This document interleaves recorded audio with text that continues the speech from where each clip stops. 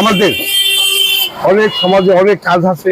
ইতিমধ্যে আমি পুলিশ প্রশাসনকে বলছি, তারা বাড়ি করছি আমরা চেষ্টা করবো, কিন্তু চেষ্টায় তারা পারে। কিন্তু আমরা যদি এই সমাজের সাধারণ মানুষ যারা আছি, দেশের যারা ভালোবাসি, তারা মাদক বিরোধী অভিযানে আমরা অনেক চেষ্টা করছি, কিন্তু আমরা কৃতকার্য হইতে এখন পুরোপুরি পারি না।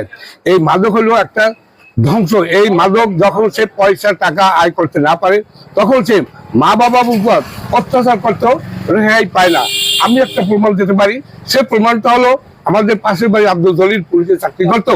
সে আমাদের কাছে আসছে, বলছে ভাই আমার ছেলে আমাকে মারে, আমার ছেলে আমাকে মারতে আসে কিছুর জন্য, এই মাদকের টাকা দিতে পারবো না তার জন্য। তাই আমরা সচেতন নাগরিক যারা আছি, আমরা সবাই ঐক্যবদ্ধ হয়ে যদি এই কাজটা করতে পারি মাদক বিরোধী অভিযানে, তাহলে ইনশাল্লাহ আমরা সমুদ্রগিরি ইউনিয়ন আমরা সাকসেসফুল।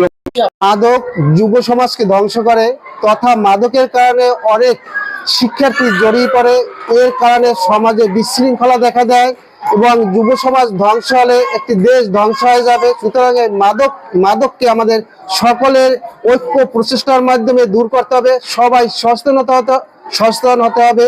যারা মাদকের সাথে জড়িত আছে তাদেরকে আইনের আওতায় আনতে হবে এবং প্রশাসনকে সহযোগিতা করে মাদক ব্যবসায়ী যারা আছে তাদেরকে আইনের মাধ্যমে সুপারদন করতে হবে এবং সবাই মাদককে দূর করার জন্য এককভাবে প্রচেষ্টা চালাতে হবে। যে জিনিসটা সমাজকে দিনে দিনে ধ্বংস করতেছে, এখন আমাদের ইউনিয়নে ৮ নং সমুদ্রঘাটি ইউনিয়নের বিভিন্ন জায়গায় যুবক শ্রেণী মাদকে আসক্ত হয়ে গেছে। এর থেকে পরিত্রাণ পাইতে হইলে আমরা যুব সমাজ সহ সকল মুরব্বীদেরকে নিয়ে এলাকার মাদকের বিরুদ্ধে সোচ্চার হইতে হবে। তা নইলে সমাজ, শিক্ষা প্রতিষ্ঠান দিনে দিনে ধ্বংস হয়ে যাবে। এজন্য আমি প্রশাসনের দৃষ্টি আকর্ষণ করছি। পাই বা জানতে পারি যেখানে মাদক সেবন হইতে আছে, এবং এই মাদক সেবনের কারণে অনেক সময় স্কুল মাদ্রাসাও ঠিক মতন চলতে পারে না, মেয়েদের পথে ঘাতে ডিস্টার্ব করে এই মাদক সেবন। আর মাদক সেবনকালে তাদের হিতের জ্ঞান থাকে না, আপন পর চেনে না, কি করতে আছে তারা নিজেরা, কি অপরাধ করতে আছে নিজেরাই বোঝে না। কাজে এর থেকে আমাদের দূরে থাকতে হবে এবং এটা আমাদের প্রতিরোধ করতে হবে, প্রতিবাদ করতে হবে।